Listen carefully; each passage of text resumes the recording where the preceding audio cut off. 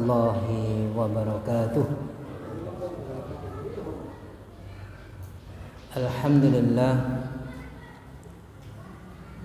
Alhamdulillahilladzi anzala ni'amahu zahiratan wa batinah wa wallahu alladzi la ilaha illa huwa walal hamdu fil ula wal akhirah walau hukmu wa ilaihi turja'un.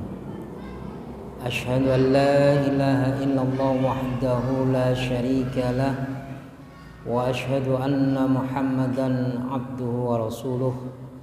Allahumma salli wa sallim wa barik ala Muhammadin wa ala alihi wa ashabihi wa man tabi'ahum bi ihsanin ila yaumiddin. وقال الله تعالى في كتابه الكريم أعوذ بالله من الشيطان الرجيم يا أيها الذين آمنوا اتقوا الله حق تقاته ولا تموتن إلا وأنتم مسلمون. وقال رسول الله صلى الله عليه وسلم فإن أصدق الحديث كتاب الله وخير الهدي هدي محمد صلى الله عليه وسلم وشر الأمور محدثاتها فإن كل محدثات بدعة وكل بدعة ضلالة وكل ضلالة في النار. أما بعد. Para jamaah sidang kajian ba'dal maghrib yang dirahmati Allah Subhanahu wa taala. Alhamdulillah, patutlah kita bersyukur kepada Allah Subhanahu wa taala karena sampai detik ini Allah Subhanahu wa taala senantiasa melimpahkan rahmat-Nya berupa kesempatan, kesehatan serta waktu yang ada ini, yang dengan itu semua Allah Subhanahu wa taala menggerakkan hati kita, memudahkan langkah kaki kita untuk bisa hadir di dalam melaksanakan salah satu di antara kewajiban Allah Subhanahu wa taala kepada kita adalah melaksanakan sholat fardu, yaitu bagian di antaranya adalah sholat fardu maghrib yang kemudian dilanjutkan dengan tolabul ilmi, yang mudah-mudahan amalan-amalan yang kita lakukan pada hari ini dan amalan-amalan kebaikan waktu-waktu yang lalu, mudah-mudahan Allah Subhanahu wa taala mencatat sebagai satu amalan yang diterima oleh Allah Subhanahu wa taala dan Allah taala memberikan pahala kepada kita. Amin ya rabbal alamin. Para jamaah sidang kajian ba'dal maghrib yang dirahmati Allah, pada petang hari ini perkenankanlah saya ingin menyampaikan kajian dengan tema pentingnya as-sunnah atau al-hadis sebagai dasar memahami makna-makna ayat di dalam Al-Quran untuk menjawab pemahaman inkarus sunnah. Para jamaah yang dirahmati Allah, kita tentu tahu bahwa ada sebagian di kalangan umat Islam ini yang dia di dalam amaliyah atau di dalam melakukan satu praktek amalan ibadah itu hanya cukup puas mendasarkan terhadap Al-Quran saja. Artinya ada sekelompok, sebagian kecil di kalangan umat Islam ini yang memiliki pemahaman bahwa memahami Islam ini tidak perlu as-sunnah, tidak perlu hadis, sehingga dia hanya mencukupkan dirinya itu di dalam hal pemahaman maupun di dalam hal mengamalkan satu amalan itu cukup hanya mendasarkan dirinya kepada Al-Quran saja. Nah, kelompok ini itu dinamakan kelompok yang mengingkari as-sunnah, mengingkari hadis, dan berupaya bahwasannya Nabi Shallallahu Alaihi Wasallam itu tidak memiliki peranan di dalam menjelaskan ad-dinul Islam ini.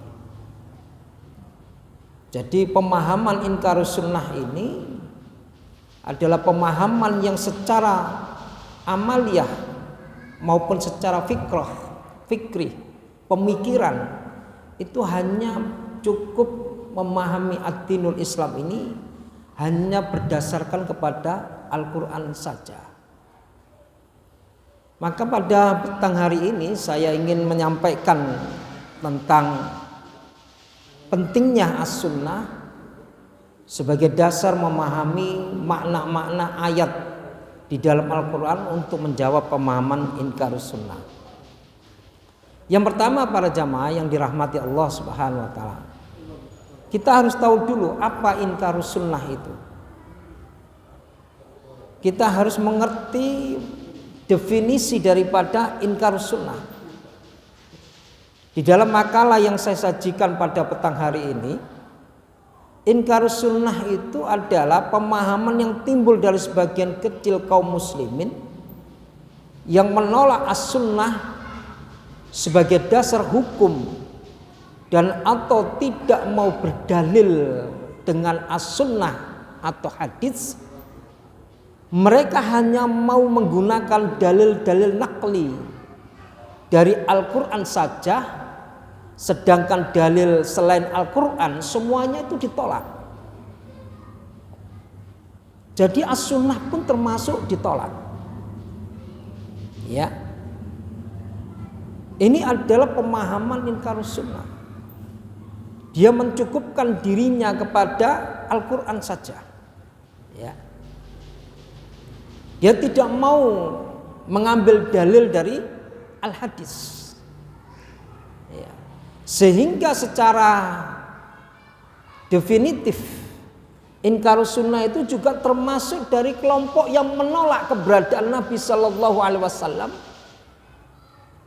yang mereka cukup memahami Nabi Shallallahu Alaihi Wasallam itu adalah sebagai nabi, tetapi tidak mengakui bahwasanya Nabi Shallallahu Alaihi Wasallam itu sebagai mubayyin, sebagai figur yang Allah Subhanahu wa taala utus ke tengah-tengah umat manusia untuk menjelaskan semua perkara-perkara yang ada di dalam ad-dinul Islam ini. Nah, inilah yang kemudian inkarus sunnah ini akan merusak tatanan sumber hukum yang ada di dalam Islam. Ya, nah ini saya sampaikan dalam kajian Ba'dal Maghrib ini, dan saya perlu mengulang kembali bahwasanya sumber hukum Islam itu ada 4. Sumber hukum Islam itu ada 4. Yang pertama adalah Al-Quran. Sumber hukum kedua adalah as-sunnah atau hadis. Sumber hukum yang ketiga adalah ijma, dan sumber hukum yang keempat adalah qiyas. Kita tidak membahas dalam sisi konteks ijma maupun qiyas. Kita hanya mencukupkan pada konteks as-sunnah sebagai perspektif sumber hukum Islam yang kedua. Ya. Kemudian para jamaah yang dirahmati Allah Subhanahu wa taala, lalu apa itu as-sunnah al-hadis? Sering kita mendengar ya, perkataan hadis Nabi Shallallahu Alaihi Wasallam, tapi sudahkah kita mengetahui apa makna hadis itu? Apa makna as-sunnah itu? Jangan-jangan kita hanya tahu mengucapkan hadis atau as-sunnah, tapi kita tidak paham makna as-sunnah maupun hadis itu. Maka di dalam makalah ini saya ingin menyampaikan definitif atau makna dari as-sunnah hadis itu. Dalam makalah ini ada dua makna. Makna al-hadis dari sisi bahasa. Makna al-hadis dari sisi bahasa itu adalah al-hadisu lughatan siddul qadim. Hadis itu adalah secara bahasa itu diddu, lawan kata dari al-qadim yang lama. Jadi hadis itu memiliki makna baru. Diddul qadim, lawan kata baru adalah lama. Maka kalau ada sebuah hadis yang tadi saya sampaikan, yang sering kita dengar, fa inna asdaqal hadithi kitabullah wa khairul hadi hadi Muhammadin sallallahu alaihi wasallam wa syarrul umuri muhdatsatuha. Maka sejelek-jelek, seburuk-buruk perkara dalam masalah urusan agama itu adalah perkara-perkara yang baru. Al-hadis yang baru, yang tidak ada contoh sebelumnya, itu namanya hadis muhdats. Perkara baru yang tidak ada contoh sebelumnya. Maka al-hadis lughatan diddul qadim. Maka hadis dalam sisi bahasa itu memiliki makna adalah baru. Ya, itu baru. Itu secara makna bahasa. Nah, ini perlu dicatat ya. Supaya nanti ilmu itu harus dicatat, ditulis. Ya. Sedangkan makna hadis ditinjau dari makna istilahi, ya, memiliki makna ma'udhifa ilan nabiyyi sallallahu alaihi wasallam min aqwalin au fi'lin au taqririn au sifatin. Ini makna daripada hadis dari secara istilahi. Artinya apa-apa yang disandarkan kepada Nabi Sallallahu Alaihi Wasallam, ya, min aqwalin, dari ucapan, qaul jamaknya itu aqwalun, min aqwalin, dari ucapan-ucapan, au fi'lin, atau perbuatan, au takririn, atau takrir. Takrir itu satu bentuk sikap Nabi Sallallahu Alaihi Wasallam mendiamkan satu perbuatan, maka itu disebut dengan takrir. Nanti saya akan berikan contoh takrir Nabi Sallallahu Alaihi Wasallam. Jadi Nabi Sallallahu Alaihi Wasallam melihat satu perbuatan amalia sahabat Nabi Sallallahu Alaihi Wasallam, lalu kemudian Nabi Sallallahu Alaihi Wasallam mendiamkan Nabi Shallallahu Alaihi Wasallam terhadap perbuatan sahabat Nabi Shallallahu Alaihi Wasallam itu tidak jatuh pada hukum larangan dan juga tidak jatuh pada hukum memerintah. Artinya Nabi Shallallahu Alaihi Wasallam mendiamkan, maka ini disebut dengan takrir, ya, atau persetujuan atau sifat Nabi Shallallahu Alaihi Wasallam. Adapun makna sunnah dari sisi bahasa adalah as-sunnah lughatan thariqah. As-sunnah itu adalah jalan, thariqah atau cara. Ya. Jadi kalau secara bahasa tadi ya namanya makna secara istilahi tadi adalah perbuatan, ucapan, takrir Nabi dan sifat Nabi Sallallahu Alaihi Wasallam, maka secara bahasa as-sunnah ini memiliki makna adalah thariqah, jalan, cara yang ditempuh oleh Nabi Sallallahu Alaihi Wasallam, itu adalah as-sunnah dari sisi bahasa. Lalu dari sisi makna istilahi, dari sisi makna istilahi as-sunnah itu adalah ma'uthira 'anin nabiyyi sallallahu alaihi wasallam min aqwalin au fi'lin au takririn au sifatin. Ya. Artinya adalah apa-apa yang diterima dari Nabi sallallahu alaihi wasallam, baik dari perkataan, perbuatan, persetujuan atau sifat Nabi sallallahu alaihi wasallam, itu memiliki makna as-sunnah dari sisi makna istilahi. Disandarkan ucapan itu kepada Nabi, disandarkan perbuatan suatu amalan itu kepada Nabi Shallallahu Alaihi Wasallam, maka itu dinamakan dengan as-sunnah. Ya. Lalu kami ambilkan sebuah contoh at-takrir. Kalau di sini dipahami bahwasanya makna as-sunnah ditinjau dari istilahi, yaitu apa yang diterima dari Nabi Shallallahu Alaihi Wasallam, baik dari perkataan, perbuatan, persetujuan atau sifat, maka ada sebuah contoh. Satu sikap Nabi Shallallahu Alaihi Wasallam, dia itu mendiamkan perbuatan sahabat Nabi, tidak melarang dan juga tidak memerintah. Itu dinamakan at-takrir. Satu contoh hadis dari sahabat Ibnu Abbas radhiyallahu anhu.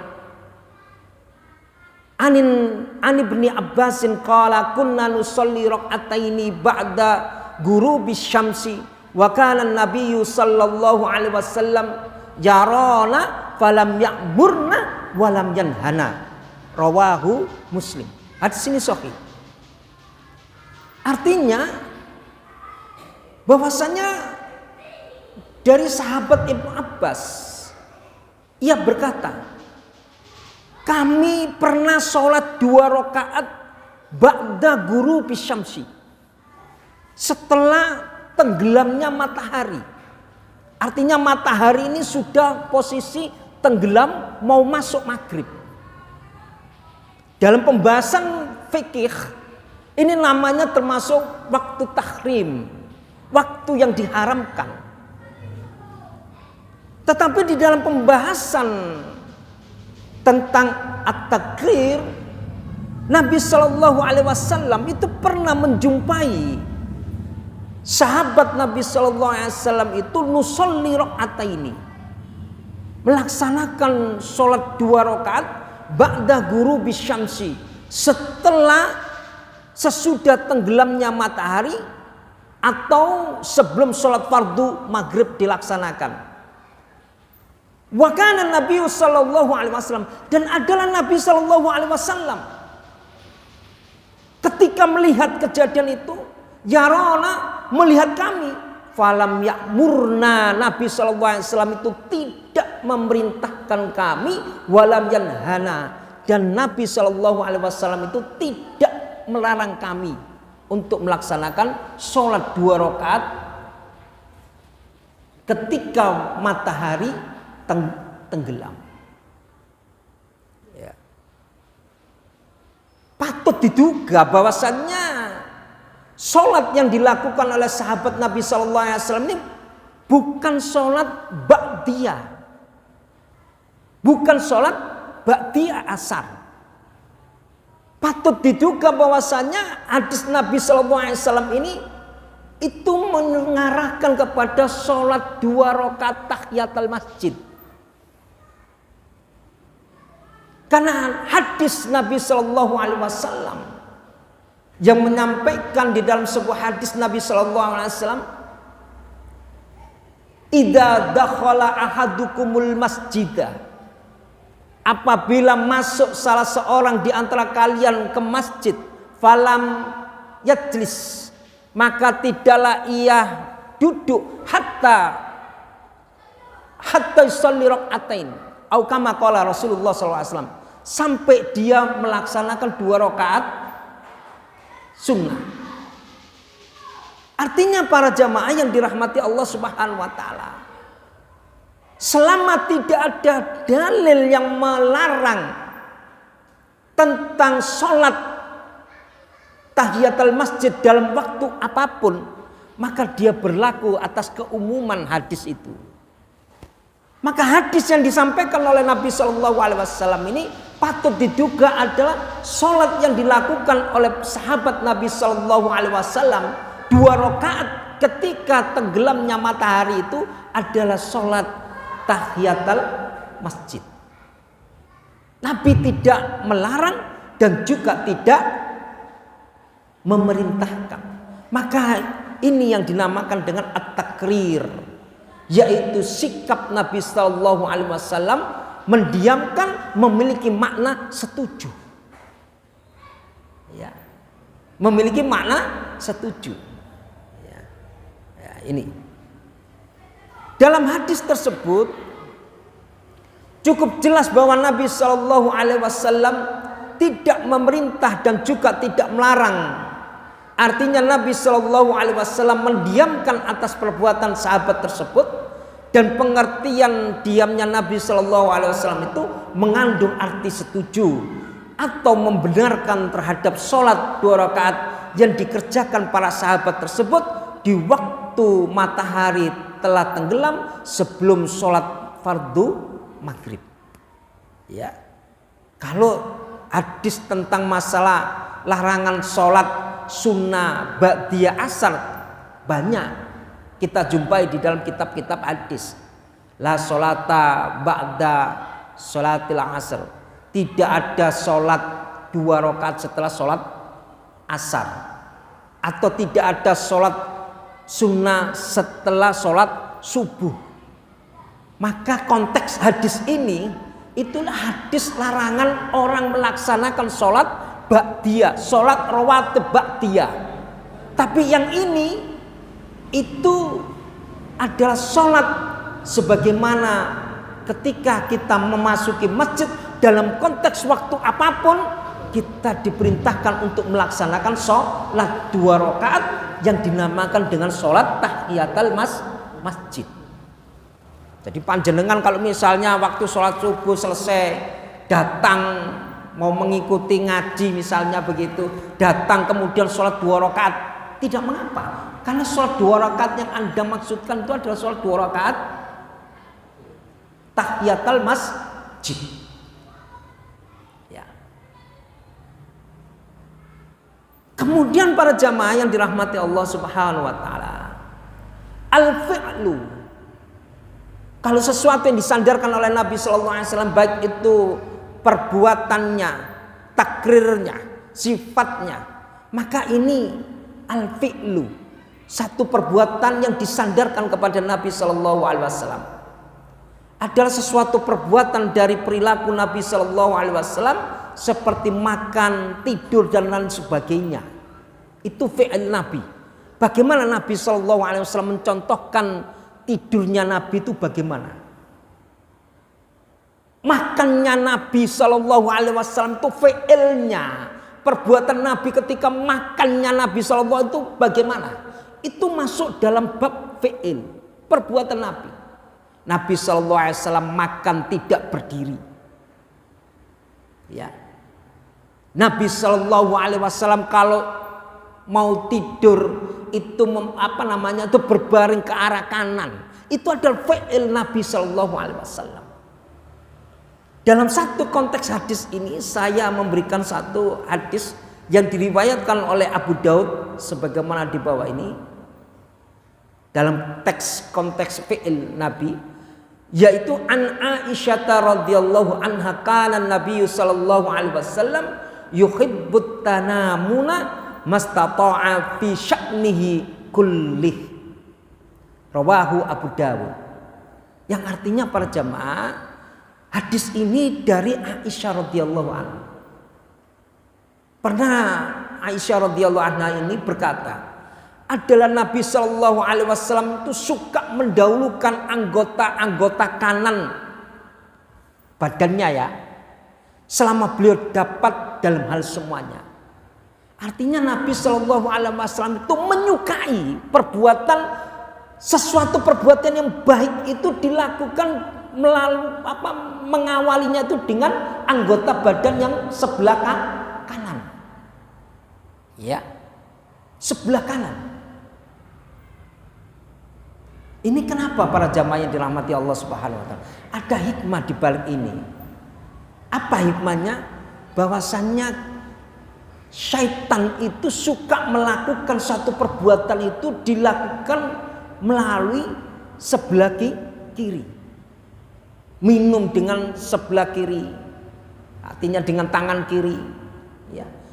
Maka kanan ini satu bentuk simbol memiliki makna filosofi bahwasannya kanan ini adalah sesuatu yang baik dan ini adalah sesuatu yang disukai oleh Nabi Shallallahu Alaihi Wasallam.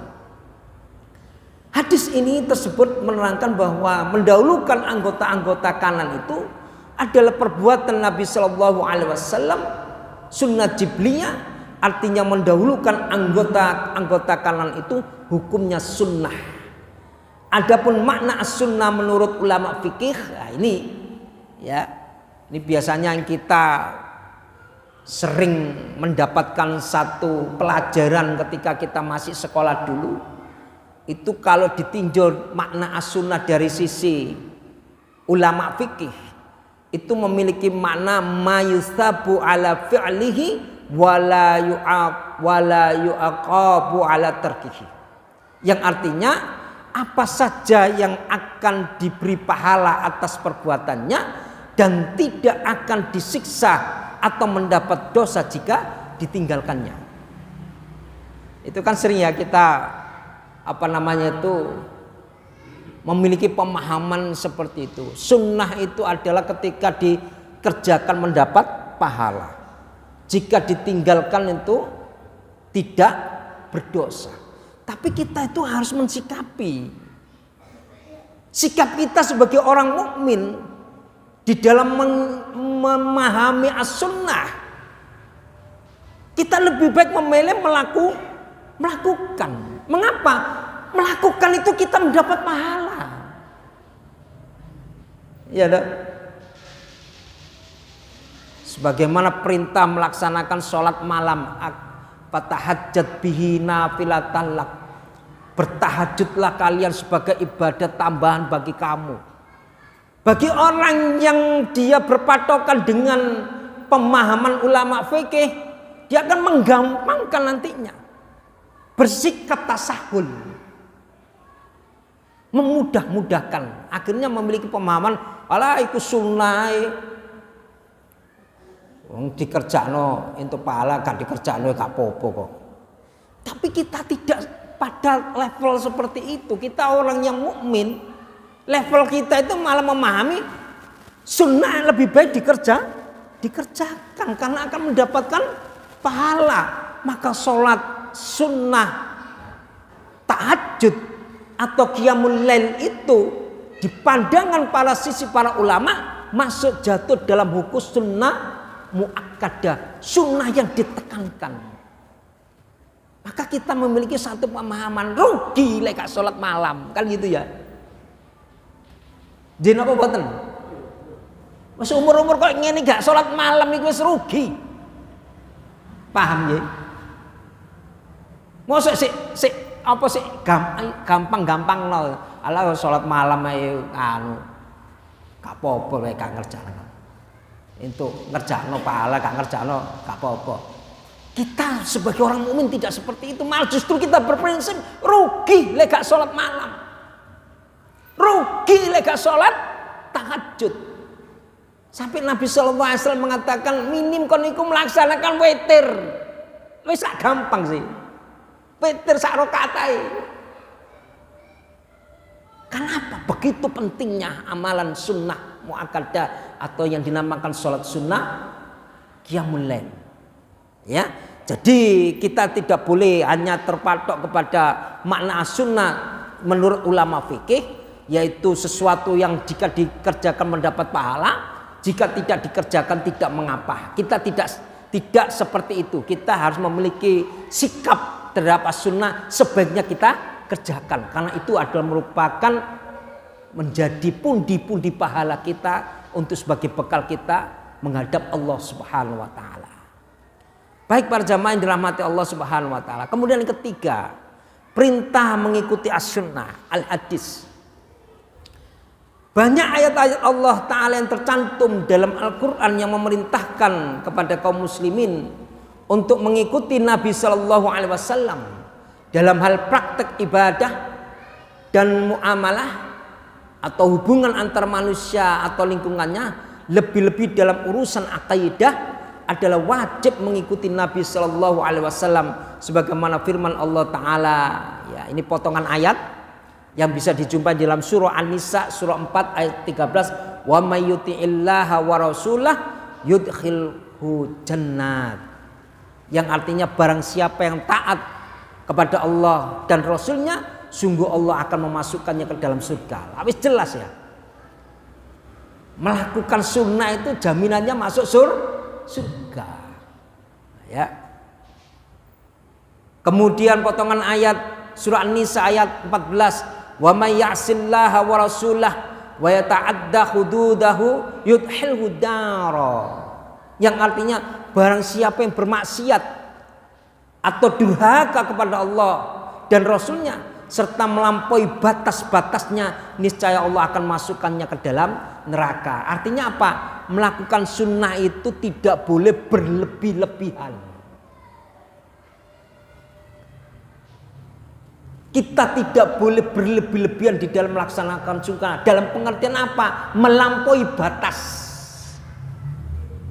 Maka sahabat Ibnu Mas'ud mengatakan al-iqtisadu bisunnah khairun minal ijtihadi fil bid'ah.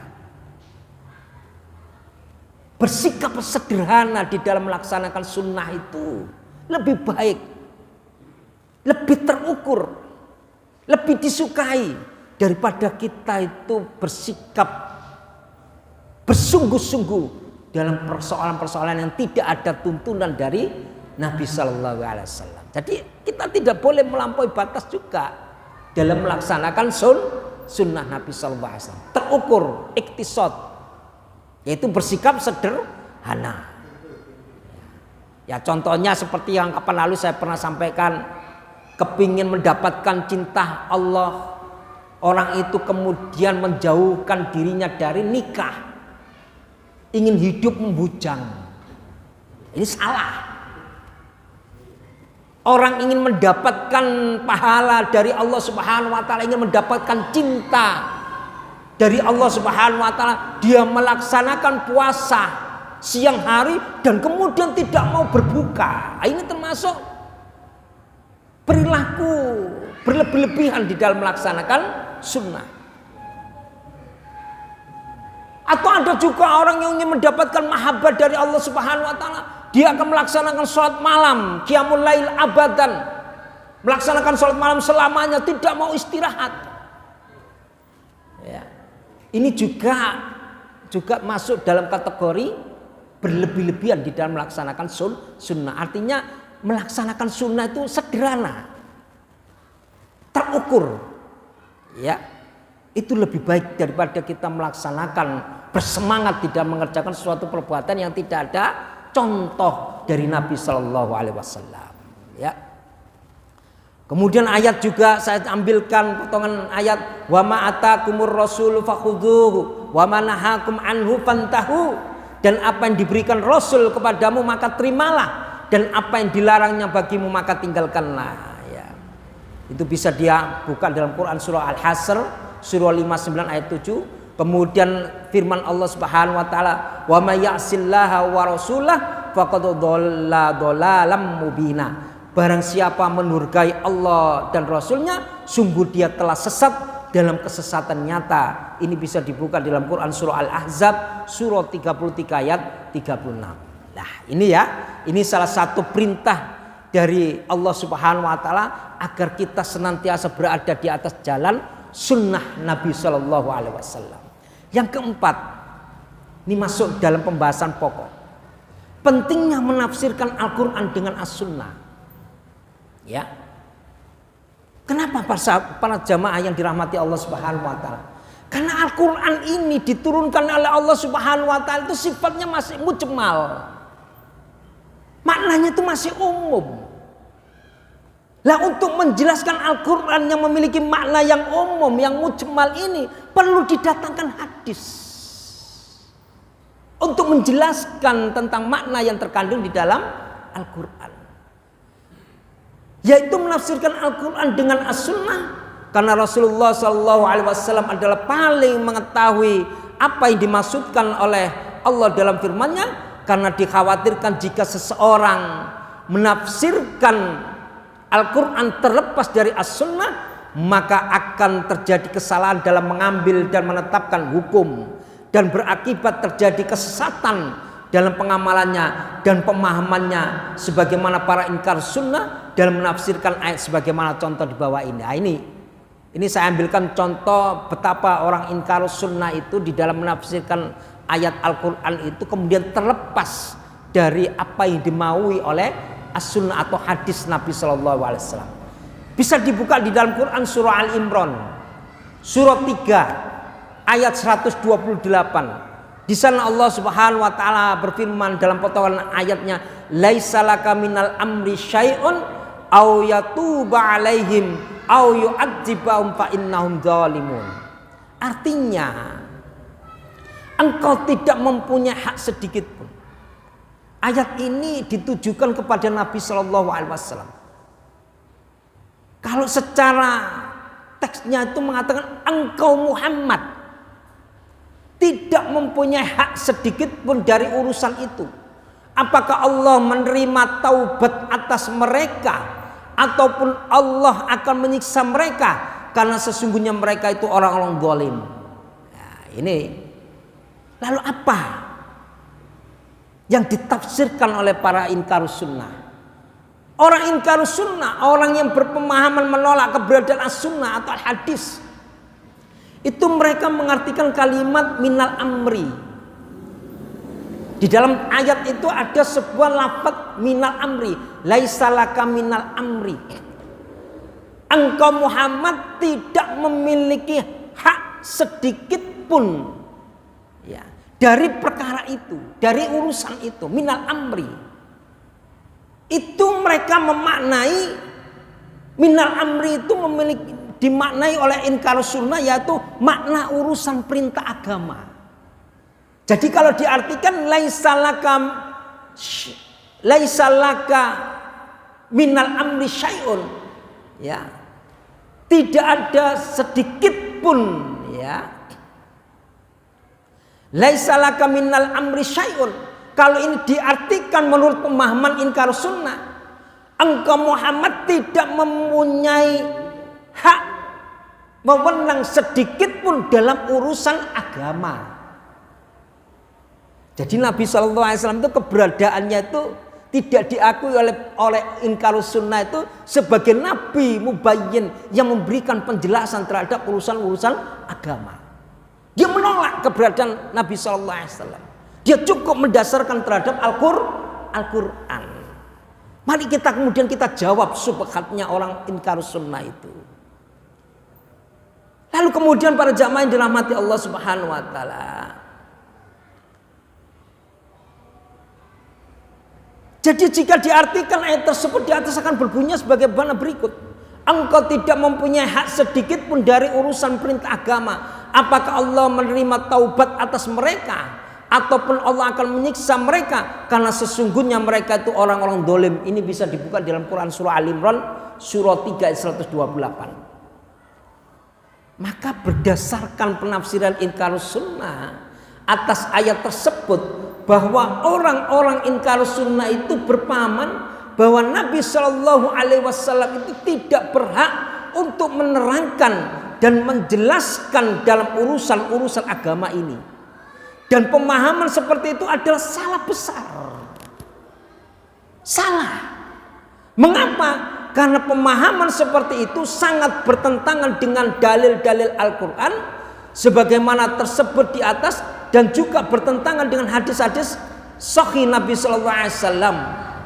Adapun Quran surah Ali Imran surah 3 ayat 128 di atas tersebut menjelaskan bahwa Nabi Sallallahu Alaihi Wasallam tidak memiliki hak sedikit pun dan tidak memiliki wewenang sedikit pun dalam hal urusan menerima taubat seseorang.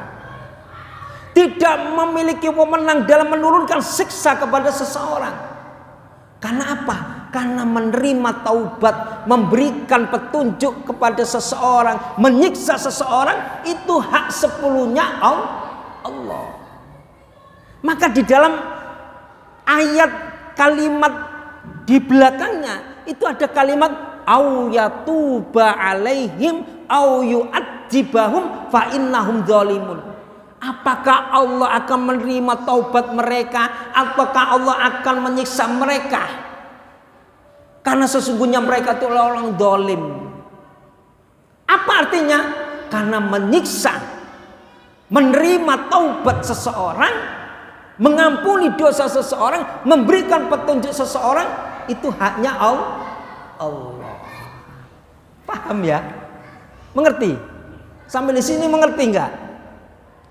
Mengerti ya? Jadi apa di sini? Makna laisa laka minal amri syai'un aw yatuba alaihim aw yu'adzibahum fa innahum dzalimun.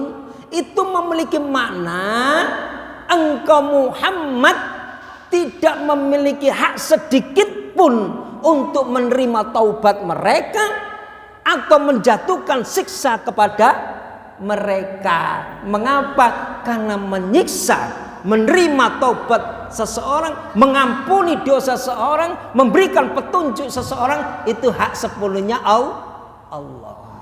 Paham ya? Mengerti ya? Kenapa? Ini ada rangkaian. Rangkaiannya ini, ayat ini diturunkan oleh Allah Subhanahu wa taala ketika Nabi sallallahu alaihi wasallam pada saat perang Uhud. Nabi sallallahu alaihi wasallam itu sudah terdesak oleh kaum kafir Quraisy. Bahkan sampai di sana ceritakan Nabi sallallahu alaihi wasallam itu giginya itu rompal. Badannya Nabi sallallahu alaihi wasallam itu luka-luka kena sabetan pedang. Saking Nabi sallallahu alaihi wasallam sudah terdesak, ya, menghadapi pasukan kafir Quraisy pada waktu itu, Nabi sallallahu alaihi wasallam berdoa kepada Allah. Ini bisa dibuka nanti di dalam kitab tafsir Ibnu Katsir atau nanti di dalam kitab tafsir At-Tabari, nanti ada di sini. Nabi sallallahu alaihi wasallam itu ketika terdesak sudah rompal giginya Nabi ini. Badannya itu sudah luka-luka. Makanya Nabi sallallahu alaihi wasallam ini manusia. Innama ana basyarum mislukum. Aku iki menungso padha karo awakmu. Iyalah. Ditombak ya tubles. Disabet pedang ya getiyen. Nabi sallallahu alaihi wasallam ketika Nabi sallallahu alaihi wasallam sudah terdesak, Nabi sallallahu alaihi wasallam berdoa, Allahumma al'an fulanan wa fulanan, Allahumma al-Harith ibn Hisham, Allahumma al'an Suhail bin Amrin, Allahumma al'an Safwan bin Umayyah. Fanazalat hadil ayat. Nabi sallallahu alaihi wasallam mengadakkan tangannya ke atas sambil berdoa, ya Allah laknatlah si fulan dan si fulan, ya Allah laknatlah Al-Haris bin Hisham, ya Allah laknatlah Suhail bin Amr, ya Allah laknatlah Safwan bin Umayyah. Lalu turunlah Quran surah Al-Imran ayat 128. Ini seolah-olah Allah itu menegur Nabi sallallahu alaihi wasallam dengan turunnya ayat ini. Hei Muhammad, yang menurunkan adab itu hak saya. Yang menerima taubat mereka itu adalah hak saya. Ini seolah-olah Allah Ta'ala itu menegur kepada Nabi Sallallahu Alaihi Wasallam. Ojo kesusukan melaknat. Toh akhirnya pada saat Fathul Mekah, di antara orang-orang yang memerangi Nabi Sallallahu Alaihi Wasallam itu akhirnya juga ada yang masuk Islam. Salah satunya kalau nggak salah alanya siapa namanya itu Abu Lahab kalau nggak salah, Ikrimah. Masuk Islam. Kenapa? Karena haknya Allah Subhanahu wa taala. Wewenang Allah itu memberikan hidayah. Makanya kita ini dalam hal masalah dakwah, ini kembali kepada konteks fikih dakwah. Ojo gampang-gampang mencela. Paham? Ojo gampang-gampang mencela. Bid'ah, kafir. Ojo gampang-gampang. Karena bisa jadi pada saat dia melakukan seperti itu, dia dalam kondisi tidak tahu. Nanti di akhir hayatnya Allah Ta'ala menerima taubatnya, dan bisa jadi tuduhannya itu akan kembali kepada si penuduh. Ini kalau dalam konteks fikih dakwah. Maka Nabi SAW seolah-olah dengan turunnya ayat ini, Allah Subhanahu wa Ta'ala menegur kepada Nabi SAW. Karena karena wewenang menerima taubat, menurunkan laknat, menurunkan azab, menerima ampunan seseorang, itu hak sepenuhnya Allah Subhanahu wa taala. Jadi kita dalam hal fikih dakwah kita mencontoh apa yang menjadikan dari kajian bab hadis as-sunnah, pentingnya memahami as-sunnah dalam memahami ayat-ayat Al-Quran. Para jamaah yang dirahmati Allah Subhanahu wa taala, masih saya lanjut ya. Maka dipentingkannya as-sunnah itu dalam rangka untuk menjelaskan makna ayat yang di dalam Al-Quran. Salah satu contoh, saya mengambil surah Al-Baqarah ayat 3. Alladzina yu'minuna bil ghaibi wa yuqimunas shalah, yaitu mereka yang beriman kepada yang gaib dan melaksanakan sholat. Coba panjenengan kalau tidak memahami Al-Quran ini, makna ayat ini dengan as-sunnah, coba caranya sholat ya apa?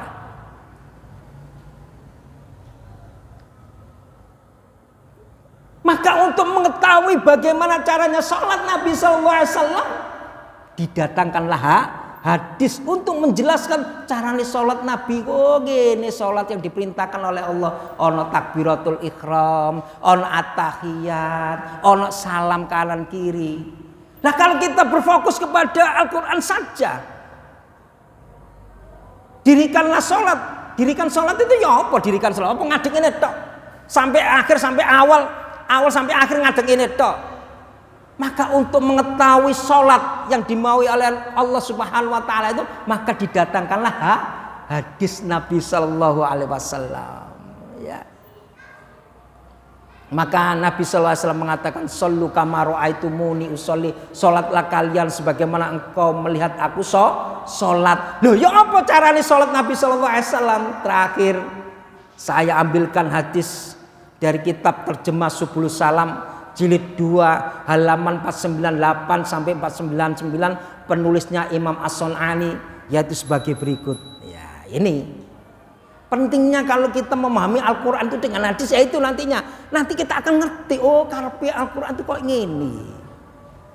Tapi kalau kita terlepas dari pemahaman as-sunnah, ya kita tidak akan tahu makna-makna yang terkandung dalam Al-Quran.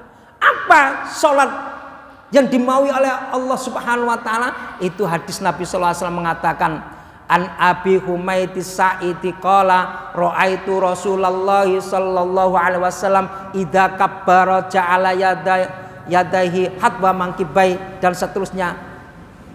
Apa?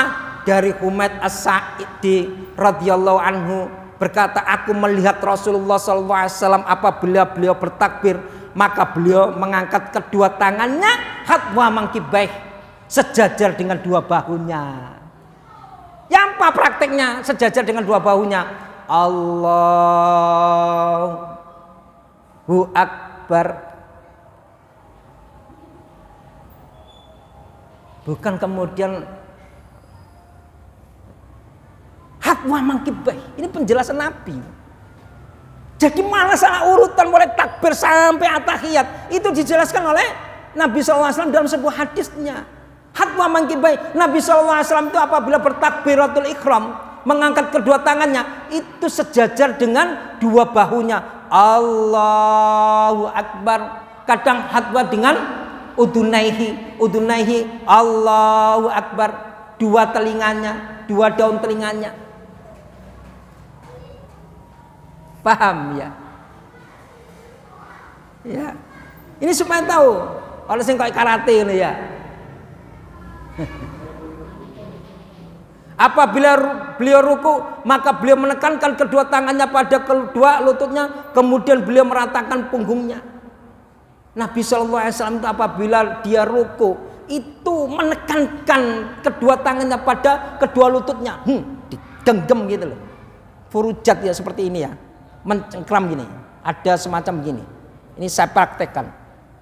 Ya, kedua tangannya menekan pada kedua tangannya. Allahu Akbar gini. Sing rapet. Lagi rapet kok gini. Biasa ngantuk ini. Gini. mencekram.